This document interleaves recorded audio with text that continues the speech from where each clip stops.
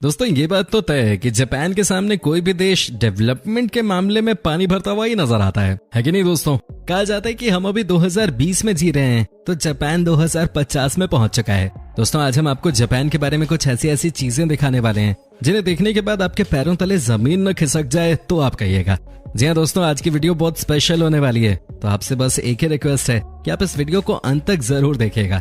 साथ ही दोस्तों अगर आपने अभी तक हमारे चैनल को सब्सक्राइब नहीं किया है तो फटाफट ये नेक काम भी कर लीजिए। तो चलिए वीडियो की शुरुआत करते हैं।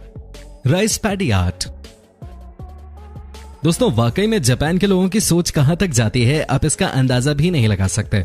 जी हाँ दोस्तों, आपको बता दूं कि जापान के लोगों ने एक ऐसी तरकीब निकाली है जिसकी वजह से वो खेती भी करते हैं और साथ ही साथ वो टूरिस्ट को अट्रैक्ट भी करते हैं।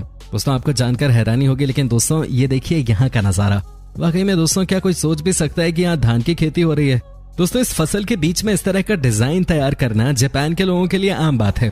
जी हाँ दोस्तों, कई सालों से इस तरह की चीजें जापान में चलती हुई आ रही हैं।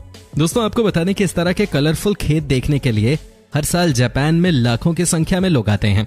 जी हाँ दोस्तों, जब आपको मौका मिले तो आप भी इस जगह के नजारे देख सकते हैं। वाकई में दोस्तों क्या नजारा है। Shoes like bullet train.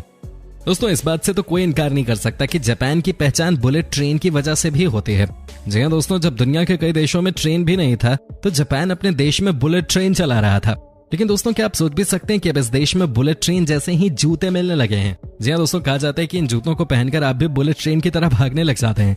दोस्तों इतना ही नहीं, आपको ये भी बता दूं कि जो जापान में बुलेट ट्रेन चलती है उसकी स्पीड है तकरीबन 198 मील पर आवर। जी हाँ दोस्तों, वाकई में ये टॉप स्पीड कमाल की है। लेकिन कहा जाता है कि सिर्फ बुलेट ट्रेन की स्पीड ही नहीं, इसकी और भी चीजें हैं जो कि इसे कमाल का बनाती हैं, जैसे कि इनकी सीटें। आपको यकीन नहीं होगा लेकिन बुलेट ट्रेन में आप जैसे चाहें वैसे अपनी सीट को एडजस्ट कर सकते हैं। अब बुलेट ट्रेन तो बहुत मजेदार है, लेकिन ये बुलेट ट्रेन वाले जूते कैसे हैं? खैर ये तो पहनने के बाद ही पता चल पाएगा।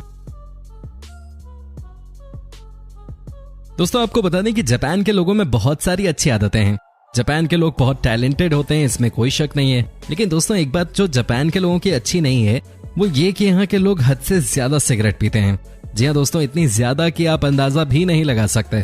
लेकिन दोस्तों बड़ा सवाल है कि आखिर ये सिगरेट पीकर ऐश कहाँ फेंकते हैं?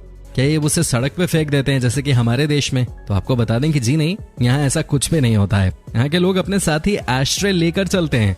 जी हाँ, जैसे हमारे यहाँ लोग कीरिंग लेकर चलते हैं वैसे ही ये लोग एशट्रे अपने साथ लेकर चलते हैं। दोस्तों वाकई में कमाल की चीज है। ये देखिए ना कैसे सिगरेट पीते हैं और वहीं पर ऐश को ट्रे में रखा और चल दिए। दोस्तों अब हम आपको जापान की एक और ऐसी चीज दिखाते हैं जिसे देखने के बाद आपको लगेगा कि वाकई में यार ये तो सबसे अलग चीज है। दोस्तों क्या आपने कभी सोचा भी था कि जो हमारा पोटैटो फ्राई खाते हैं वो ब्लैक कलर का भी हो सकता है? जी हाँ दोस्तों, आपको हो सकता है कि मेरी बातों पे यकीन ना हो, लेकिन दोस्तों ये देखिए कैसे बनाया गया है इस पोटैटो फ्राई को ब्लैक कलर में। दोस्तों कहा जाता है कि अगर आपने एक बार इस फ्राई को खा लिया है तो आप इसे हमेशा खाना चाहेंगे। दोस्तों आपको क्या लगता है कि हमारे देश में भी इस तरह का पोटैटो फ्राई बनाने की कोशिश करनी चाहिए? लेकिन दोस्तों लोकल जो जापान के लोग हैं उनका कहना है कि इस ब्लैक पोटैटो को आप जितनी मर्जी खा लें, इससे आप कभी मोटे नहीं हो सकते। वैसे भी दोस्तों जापान के लोग मोटे होते ही कहाँ हैं, सिर्फ सुमो पहलवानों को छोड़ दिया जाए तो, है कि नहीं? दोस्तों ये बात तो हम सभी जानते हैं कि जब भी कोई इंसान प्लेन से ट्रैवल कर रहा होता है तो किस चीज को लेकर उसे सबसे ज्यादा परेशानी होती है। हम तो खैर पहुंच ही जाते हैं अपनी डेस्टिनेशन पे, लेकिन हमारा सामान ठीक ठाक वहां पहुंच पाएगा या नहीं, इस बात की टेंशन हमेशा रहती है। क्योंकि ये बात सब जानते हैं कि एयरपोर्ट पे आपके सामान के साथ किस तरह की मिसहैंडलिंग होती है वो बहुत दर्दनाक होता है। लेकिन दोस्तों आपको बता दें कि जापान की कहानी ही अलग है। आपको जानकर खुशी होगी कि यहाँ आपके साथ साथ आपके सामान की भी उतनी ही सुरक्षा की जाती है जिसकी आप उम्मीद करते हैं। दोस्तों साथ ही साथ आपको यह भी बता दें कि यहाँ पर कभी भी आपका सामान फेंका नहीं जाता, जो कि अक्सर हम दुनिया भर के हर एयरपोर्ट पे देखते हैं। दोस्तों हमारे देश में वेंडिंग मशीन आपको गिनी चुनी जगहों पे ही मिलेंगे और जो मिलते हैं उसमें भी दोस्तों या तो आपको कुछ चॉकलेट्स दिख जाएंगे या फिर कोल्ड ड्रिंक। इससे ज्यादा दोस्तों आपको कुछ नहीं मिलता है। बहुत से लोगों को तो ये पता भी नहीं होगा कि वेंडिंग मशीन का नाम वेंडिंग मशीन क्यों पड़ा है, हालांकि उसमें हमारी कोई गलती नहीं है। खैर अगर बात करें जापानीज वेंडिंग मशीन्स की तो इस देश में 55 लाख वेंडिंग मशीन्स हैं। जी हाँ दोस्तों, आपने बिल्कुल सही सुना। यहाँ आप इस मशीन से न सिर्फ कोल्ड ड्रिंक और चॉकलेट्स खरीद सकते हैं, बल्कि यहाँ तो आप जो मन चाहे इस बड़ी सी मशीन से ले सकते हैं। दोस्तों आपको जानकर हैरानी होगी कि जापान में वेंडिंग मशीन की मदद से आप घर का सारा सामान खरीद सकते हैं। अब जो चाहो ले सकते हो। वाकई में ये कमाल की बात है। आपको न तो मॉल जाने की जरूरत है, न ही किसी स्टोर पे। बस रोड साइड लगी किसी भी मशीन से आप अपना सारा सामान खरीद सकते हैं। दोस्तों जापान आज जापान बना है तो उसके पीछे यहाँ की सरकार के ईमानदार पॉलिसीज का बहुत बड़ा योगदान रहा है।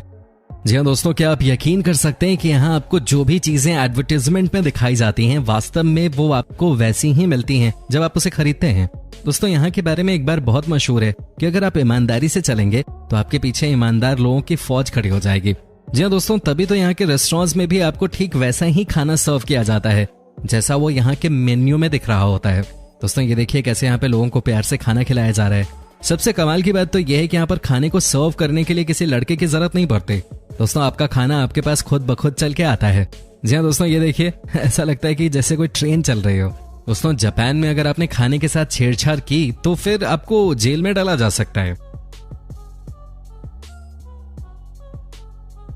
दोस्तों ये बात तो सब जानते हैं कि जापान देश में जमीन की कमी बहुत ज्यादा है। कहने का मतलब यह है कि जब जमीन ज्यादा ना हो तो बड़े बड़े शहरों में कार कैसे पार्क करें, कैसे बाइक पार्क करें, ये एक बहुत मुश्किल वाली बात हो जाती है। दोस्तों आपको जानकर हैरानी होगी कि जापान दुनिया का पहला देश है जिसने मल्टी लेवल पार्किंग की सुविधा की शुरुआत की। जी हाँ दोस्तों, वाकई में ये कॉन्सेप्ट बहुत कमाल का है। ये देखिए कैसे एक ही जगह पे हजारों कार्स को अलग अलग लेवल पे पार्क किया गया है। साथ ही दोस्तों आपको ये भी बता दूं कि जापान में आपकी बाइक भी पार्क की जाती है सेम तरीके से। दोस्तों इसे कह सकते हैं रेवोल्यूशनरी सेटअप। दोस्तों क्या आपको पता है कि जापान में आप कभी भी कहीं भी अपनी साइकिल पार्क कर सकते हैं। कमाल की बात यह है कि हर जगह आपको साइकिल पार्क करने की जगह भी मिल जाती है। दोस्तों इतना ही नहीं, जापान के लोग छाता लेकर भी घूमते हैं और इसलिए यहाँ पर आपको हर जगह छाते के भी स्टैंड्स मिल जाते हैं। कहा जाता है कि ग्रीन टी और छाता ये दो ऐसी चीजें हैं जिसके बगैर जापान के लोग नहीं रह पाते। ये देखिए दोस्तों कैसे यहाँ पे छातों का स्टैंड बनाया गया है। दोस्तों अब मैं जो आपको दिखाने जा रहा हूँ उसे देखने के बाद आपको अपने स्कूल कॉलेज वाले दिन याद आने लगेंगे। जी हाँ दोस्तों, आपको यकीन नहीं होगा लेकिन जापान में आपको अलग अलग कोन में एक से बढ़कर एक अलग अलग तरह की आइसक्रीम खिलाई जाती है और दोस्तों उसी में से एक है ये फिश वाली कोन। जी हाँ दोस्तों, ये देखिए आपको कैसा दिख रहा है। दोस्तों आपको ये भी बता दूं कि ये सिर्फ नॉर्मल कोन नहीं है, इसे फ्राइड फ्रूट्स की मदद से बनाया जाता है। लेकिन दोस्तों आप खुद ही देखिए कि ये बहुत छोटी सी चीज है लेकिन क्या इनोवेशन है, क्या शानदार तरीका है किसी भी इंसान को इस तरह से कोन में आप आइसक्रीम देते हैं, वो खुद ही चला आता है खाने के लिए। दुनिया में हर जगह अभी भी नॉर्मल कोन ही चल रहा है लेकिन दोस्तों जापान तो जापान है, ये कहीं ना कहीं इस देश की डेवलपमेंट को भी दिखाता है। दोस्तों अब हम आपको दिखाते हैं जापान का कैप्सूल होटल। जी हाँ दोस्तों, आपको जानकर हैरानी होगी कि यहाँ पर आपको कुछ ऐसे भी होटल्स दिख जाते हैं जिससे देखने के बाद ये कहना बहुत मुश्किल हो जाता है कि ये होटल ही है या कुछ और। जी हाँ दोस्तों, आपको यकीन नहीं होगा लेकिन जापान में इस तरह के बहुत सारे होटल्स हैं जहाँ पर आपको बस लेटने तक की जगह ही मिल पाती है। वहाँ आपको जाना है, सोना है, इसके अलावा और कुछ नहीं। कहा जाता है कि ये होटल्स बहुत ही कम दाम में आपको मिल जाते हैं और यहाँ आपको सोने में कोई तकलीफ नहीं होती। दोस्तों ये वैसे ही होते हैं जैसे हमारे देश में ट्रेन की सीट होती है। आपको यहाँ इन कैप्सूल होटल्स में पूरी प्राइवेसी भी मिलती है। तो क्या आप जाना चाहेंगे इन होटल्स में? आप हमें कमेंट करके बता सकते हैं। दोस्तों अब हम आपको बताते हैं जापान के स्मार्ट टॉयलेट के बारे में। जी हाँ दोस्तों, आपको बता दें कि यहाँ पर यानी कि जापान में एक से बढ़कर एक टॉयलेट्स आपको देखने को मिल जाते हैं। दोस्तों आपको यकीन नहीं होगा लेकिन यहाँ पब्लिक प्लेस में जो टॉयलेट्स हैं उनकी सफाई भी इतनी बेहतरीन होती है कि लोगों को यकीन नहीं होता कि ये टॉयलेट ही है और कुछ और है। साथ ही दोस्तों आपको ये भी जानकारी दे दूं कि यहाँ के टॉयलेट्स में अलग अलग तरह के रिमोट्स लगे होते हैं जिनकी अलग अलग फंक्शनैलिटी होती है। जी हाँ दोस्तों, आपको बटन प्रेस करना होता है और उसके बाद सारी साफ सफाई ये खुद कर लेते हैं। चलिए अब हम आपको दिखाते हैं जापान में बिकने वाले स्मार्ट ब्रा से। जी हाँ दोस्तों, इसे स्मार्ट क्यों कहा जाता है वो भी हम आपको बताएंगे। दोस्तों ये ब्रा बहुत ही कमाल की चीज है। आपको बता दें कि जो भी औरत इस ब्रा को पहनती है वो हमेशा सेफ फील करती है। दोस्तों कहा जाता है कि ये ब्रा सिर्फ और सिर्फ लड़कियों की हार्ट बीट से चलती है। जी हाँ दोस्तों, कहा जाता है कि ये ब्रा तभी खुलती है जब लड़की को पता होता है कि वो उस लड़के के साथ है जिसे वो प्यार करती है। दोस्तों साथ ही स्मार्ट ब्रा की मदद से लड़कियों का लव टेस्ट भी हो जाता है, क्योंकि अगर लड़की आपसे सच्चा प्यार करती है तो ये ब्रा अपने आप ही खुल जाता है, नहीं तो नहीं खुलता। दोस्तों उम्मीद करता हूँ कि आपको हमारा ये एपिसोड पसंद आया होगा। साथ ही दोस्तों अगर आपको इस वीडियो पे कोई राय देनी है तो आप हमें कमेंट करके बता सकते हैं। हमें आपके कमेंट्स का इंतजार रहता है। और जाते जाते अगर आप हमारे चैनल पे नए हैं तो प्लीज चैनल को सब्सक्राइब जरूर कर लीजिएगा, क्योंकि हम आपके लिए रोज ही इस तरह के वीडियोस बनाते रहते हैं।